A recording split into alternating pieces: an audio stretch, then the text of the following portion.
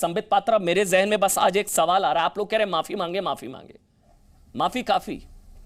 भाई जो लोग आतंकवादियों की पैरवी करें उनकी तो सदस्यता नहीं रद्द होनी चाहिए, माफी काफी?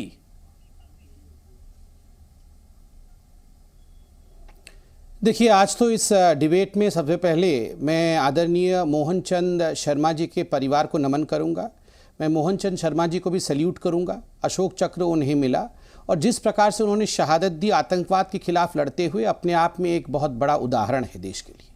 बिल्कुल सच कह रहे हैं, केवल सदस्यता ही रद्द होना यह भी काफ़ी नहीं है। मुझे तो लगता है, अगर व्यक्तिगत रूप से मुझे पूछा जाए कि जिन लोगों ने आतंकवादियों के शव को देखकर उनका इमोशन टूट पड़ा, वो रोना शुरू कर देते हैं, जिन लोगों को लगता है कि ये आतंकवादी नहीं थे, ये महज युवक थे, और जिन लोगों ने आतंकवाद के नाम पर राजनीति और वोट बैंक की पॉलिटिक्स करने की कोशिश की, उनको सेडिशन के चार्ज पे गिरफ्तार करना चाहिए।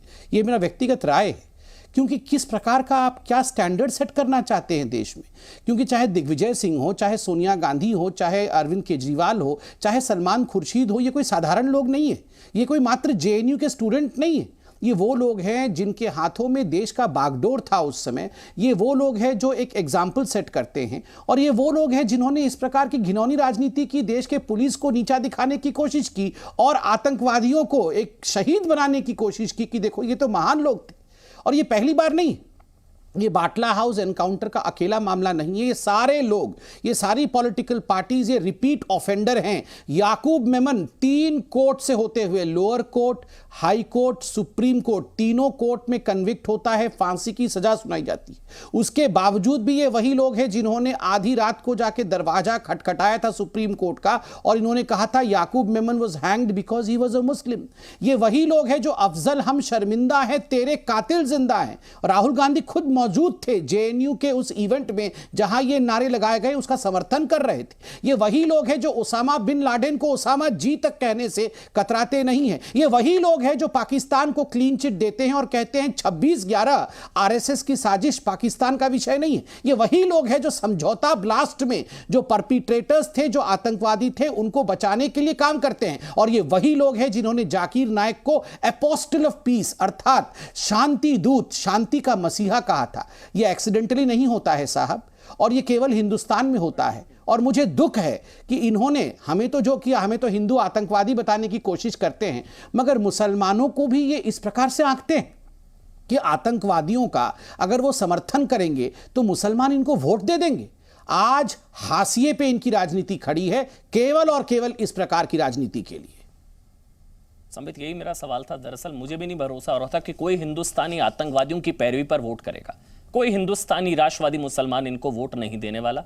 कोई हिंदुस्तानी आतंकवादियों के लिए आंसू बहाने वालों को वोट नहीं देने वाला। पहले तो यही जो नैरेटिव होता है ना, वोट के लिए आतंकवादियों की पैरवी, इनसे ज्यादा सवाल तो उनसे पूछे जाने की जरूरत है जो आतंकवादियों की पैरवी करने पर इनको वोट देते हैं। मगर मुदित जी, मेरा सवाल यह है, जो अभी संबित ने गिनाया, याकूब मेमन, शशि थरूर ने कहा था सरकार प्रायोजित हत्या, अफजल गुरु, मणिशंकर अय्यर ने कहा था कि अफजल गुरु के साथ न्याय नहीं हुआ, हाफिज साहब, ओसामा जी, मुंबई हमला संघ की साजिश, बाटला हाउस एनकाउंटर फर्जी। क्या मिलता क्या है? मतलब आतंकवादियों का साथ देने से जो आरोप आप पर, क्या मिलता क्या है? वोट तो मिलेगा नहीं, कोई हिंदुस्तानी तो वोट देगा नहीं। बस ये मिलता है कि हाफिज सईद के गुड बुक्स में आ जाती है कांग्रेस पार्टी। आज मैं देख रहा था, हाफिज सईद का भी एक स्टेटमेंट मेरे को मिला जिसमें हाफिज सईद ने कहा कि मतलब कांग्रेस नेताओं के रुख की तारीफ की थी, कांग्रेस नेताओं का रुख तारीफ के काबिल, हाफिज सईद ने कहा था। यही मिलता और क्या मिलेगा सर? मुदित जी। जी जी जी, मुझे तो वो समय भी याद है जब इमरान खान मोदी जी की तारीफ कर रहे थे। तो जब इमरान खान ने मोदी जी की तारीफ की थी, शायद दोनों मिले हुए थे आपस में। मुझे वो भी समय याद है जब आईएसआई को पठानकोट बेस में बुलाया गया मोदी जी द्वारा।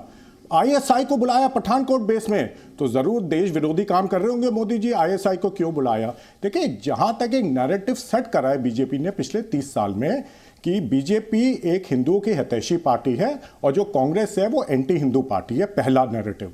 दूसरा नैरेटिव, बीजेपी तो देशभक्त है, लेकिन जो कांग्रेस है वो देशद्रोही पार्टी है, और मीडिया का इस्तेमाल करके ये इस नैरेटिव को आगे बढ़ा रहे हैं 30 साल से, और हमारी गलती रही है, हमने इसको काउंटर नहीं किया इफेक्टिवली। आज इनको मुंह तोड़ जवाब देने का समय आ गया है। अफजल गुरु की बात अभी पात्रा जी कर रहे थे, वो ये भूल गए अफजल गुरु की सबसे ज्यादा तारीफ पीडीपी करती थी, और उसके साथ मिलकर इन्होंने अलायंस कर लिया। मोदी जी को तो हक ही नहीं होना चाहिए प्रधानमंत्री बनने का हिंदुस्तान में, जो जी न्यूज के अभी एंकर ने लॉजिक दिया है।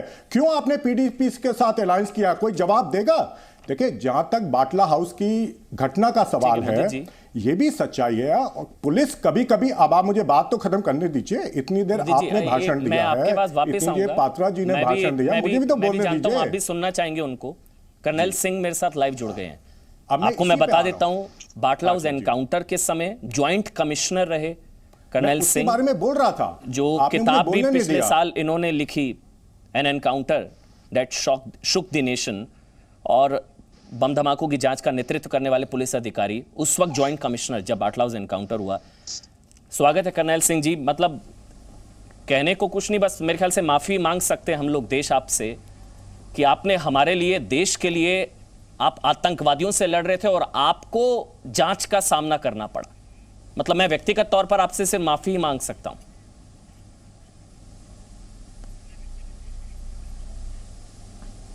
जी, कोर्ट के फैसले के बाद माफी तो बेसिकली आप बोलिए सर। देश से मांगनी चाहिए। और सेकेंडली मोहन चंद शर्मा जो हमारे इंस्पेक्टर थे, जिनकी इस एनकाउंटर में डेथ हुई, उनकी फैमिली से मांगनी चाहिए लोगों को। मुझे मालूम है उनकी फैमिली को कितना दुख हुआ था। एक पॉलिटिशियन ने उनको पहले कहा कि हम कुछ अमाउंट देंगे, और उसके बाद उनके खिलाफ बोल रहे थे। कितना दुख होता है उस फैमिली को कि जिस फैमिली का एक आदमी जो है अपने देश के लिए समर्पित हो जाए, और फिर उसके डेथ पे जो है लोग उल्टा सीधा बोलें। कितना मुश्किल होता है सर, क्योंकि आप लोग हमारे लिए, देश के लिए आतंकवादियों से लड़ रहे हैं, आप उनसे तो लड़ रहे हैं और इन लोगों से भी लड़ रहे हैं। कितना मुश्किल होता है। आपको अपनी सफाई देनी पड़ रही है कि मैंने आतंकवादियों को क्यों मारा। कितना मुश्किल होता है सर, कैसे आपको सवालों का सामना करना पड़ा, क्योंकि इसकी जांच अलग से चल रही थी। अगर आप कुछ शेयर कर पाए, क्या सवाल आपसे, क्या सवाल, क्या जांच हो रही थी एनकाउंटर पर? देखिए, दो चीज़ होती हैं। एक चीज़ तो होती है कि एविडेंसेस क्या हैं, फैक्ट्स क्या हैं, उस पर हम लोग बिल्कुल सक्षम थे। सारे एविडेंसेस थे कि ये लोग टेररिस्ट हैं।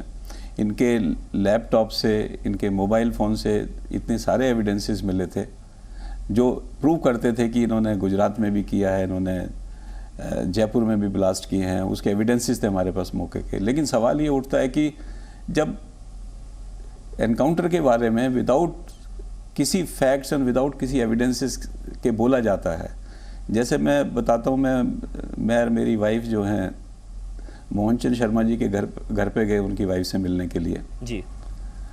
तो उन्होंने मेरे से सीधा सवाल पहला यही पूछा कि भाई ये देखिए, इस तरह से लोग बोल रहे हैं एनकाउंटर के खिलाफ, सच्चाई क्या है? एंड आई कुड विजुअलाइज कितने उनके फेस पर दुख था उस समय।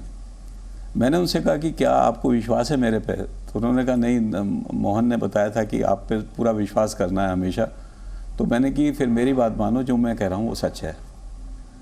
एंड उसकी वाइफ ने इमीडिएटली जो है इन सारे जो उल्टे सीधे लोगों बोलते थे उसको डिस्कार्ड किया और एक बिल्कुल फिक्स आइडिया पे चल पड़ी। तो हर आदमियों को, मेरे से कुछ हमारे ऑफिसर आके पूछते थे, सर हम देश के लिए हम इतना कर रहे हैं, हम टेररिस्ट के अगेंस्ट इतना काम कर रहे हैं, ये हमारे खिलाफ क्यों बोल रहे हैं लोग, जबकि हमने कोई गलत काम नहीं किया।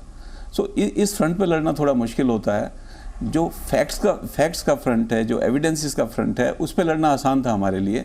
हमने, जैसे मैंने अपनी किताब में लिखा है, कपिल सिब्बल साहब ने बुला के सारी डिटेल्स पूछी एलजी के घर पे, और वो कन्विंस हुए कि भाई ये एनकाउंटर जेन्युइन है। नेशनल ह्यूमन राइट कमीशन ने उस समय इंक्वायरी की थी और वो इंक्वायरी रिपोर्ट हाई कोर्ट में सबमिट हुई थी, और जो लोग इसको नेगेटिव कहना चाह रहे थे वो सुप्रीम कोर्ट तक गए थे, और वहाँ से भी ये आया कि भाई ये जो है एनकाउंटर जेन्युइन है।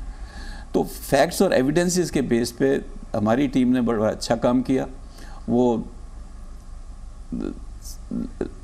आगे बढ़े और लड़े और सबको प्रूव किया कि ये जो लोग बोल रहे हैं सब गलत बोल रहे हैं। कभी कोई ऐसा मौका आया जब आपको लगा हो कि भाई क्या हो रहा है, मतलब मुझे सफाई देनी पड़ रही है, आतंकवादियों के मारने पर मुझे सफाई, कोई ऐसा मौका आया है जब आपको बुरा लगा कि हो क्या रहा है भाई, मतलब देश में क्या हो रहा है, हम आतंकवादियों को मार रहे हैं और यहाँ मैंने लिखा है अपनी किताब में, अपने फीलिंग महसूस की है जब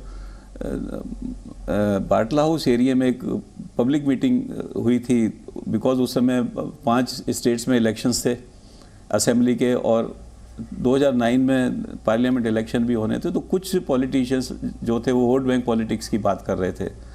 तो एक पॉलिटिशियन ने कहा कि भाई मैं तो अगर जुडिशियल इंक्वायरी नहीं होती तो मैं पॉलिटिक्स छोड़ दूंगी। और एक पॉलिटिशियन तो मोहन चंद के ऊपर इतना गलत कमेंट कर रहे थे कि भाई और जगह बुलेट प्रूफ जैकेट पहन के जाते थे, यहाँ क्या मरने आए थे।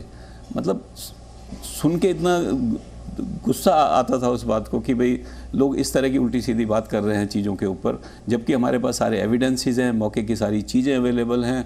विदाउट उनको देखे, विदाउट उनको समझे, बिना उन एविडेंसेस को जाने आप एक नैरेटिव क्रिएट कर रहे हैं, क्योंकि आप एक वोट बैंक पॉलिटिक्स खेलना चाह रहे हैं। अच्छा, आपको लग रहा है कि वोट बैंक की वजह से क्या कोई दबाव भी था?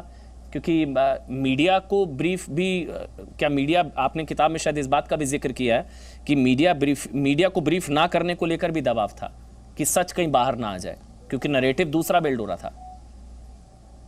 या थोड़ी हाँ, ये था बेसिकली भाई आप मीडिया को, क्योंकि हमने पहली प्रेस कॉन्फ्रेंस सीपी साहब ने की थी, फिर मैंने 2 प्रेस कॉन्फ्रेंस की थी और एक डीसीपी साउथ मिस्टर धालीवाल ने भी की थी। तो कहीं ना कहीं ये था कि भाई इतनी सारी चीज़ें बता रहे हैं, आई डू नॉट नो क्या रीज़न था, बट ये कहा गया था कि भाई आप प्रेस कॉन्फ्रेंस को अवॉइड करिए। तो उससे भी क्या होता है कि मीडिया को भी पब्लिक को बताने के लिए चीज़ें चाहिए होती हैं। अगर हम मीडिया से चीज़ें नहीं बताएंगे तो एक वैक्यूम क्रिएट होता है, और उस जो वैक्यूम क्रिएट होता है उसमें फिर अजम्पशंस क्रिएट होती हैं, और उस अजम्पशन से नई नई स्टोरी क्रिएट होती हैं जो ट्रू नहीं होती। तो इसका हमने बाद में सॉल्यूशन निकाला था कि मैंने अपने रूम में, मैं बैठता था, जो हमारे डीसीपी थे आलोक वो बैठते थे, संजीव यादव एसीपी ये बैठते थे उस समय, और फिर मीडिया से पूछते थे कि आपका क्या इश्यूज़ हैं। तो हमने सॉल्यूशन निकाला बाद में, बट कुछ डैमेज हुआ इन बिटवीन, जिस डैमेज की वजह से नई नई स्टोरियाँ आनी शुरू हुई। बाद में वो स्टोरियाँ रिवर्स हुई जब हमने एविडेंसेस दिखाया, जब हमने बताया प्रेस को अपने रूम में बुला के, कॉन्फ्रेंस नहीं की लेकिन अपने रूम में बुला के बताया उनको कि भाई क्या सही है, तो उन्होंने माना इस चीज़ को और उनका नैरेटिव फिर चेंज हुआ। जब एनकाउंटर हुआ था, वैसे आखिरी सवाल, क्योंकि मुझे बताया गया कि आपको जाना है, एक आखिरी सवाल, जब एनकाउंटर हुआ, जो चीज़ें थी, आतंकवादियों का एनकाउंटर हुआ, 2 मारे गए, 2 फरार हुए, एक 18 में पकड़ा गया आरिस जिसको, तब आपको एहसास था कि ये सब चीज़ें होंगी, आपको सवालों के जवाब देने पड़ेंगे? कितना डिमोरलाइजिंग था डिपार्टमेंट के लिए? डिपार्टमेंट में इस तरह की बातें ज़रूर होती होंगी आपस में कि हम लोग देश के लिए क्या कर रहे हैं और हम ही को सफाई देनी पड़ती है। कितना डिमोरलाइजिंग, आपस में कुछ चर्चा ज़रूर होती होगी।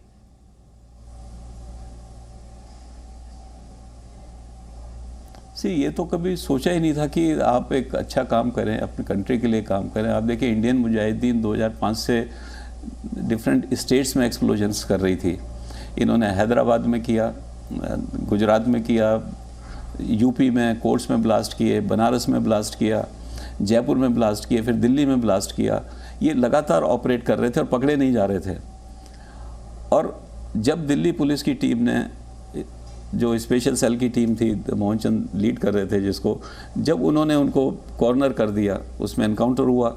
एनकाउंटर में हमारा भी नुकसान हुआ कि हमारा जो बेस्ट इंस्पेक्टर थे उसकी डेथ हुई उस एनकाउंटर में। हेड कांस्टेबल बलवंत को गोली लगी थी उसमें। एक हेड कांस्टेबल राजवीर बच गया क्योंकि वो सेकंड टीम में था और उसने बुलेट प्रूफ जैकेट पहन रखी थी, उसके 2 गोली लगी थी, लेकिन वो बुलेट प्रूफ जैकेट से बच गया। उसके बावजूद अगर कोई कहे कि भी ये गलत हुआ तो बड़ा अजीब लगता है। और आप देखिए, उसके बाद ये सारे जो इंडियन मुजाहिदीन के टेररिस्ट थे वो डिफरेंट स्टेट एजेंसीज़ ने, कुछ दिल्ली पुलिस ने पकड़े, कुछ और स्टेट एजेंसीज़ ने पकड़े, पूरा का पूरा जो इनका मॉड्यूल था वो ख़त्म हो गया।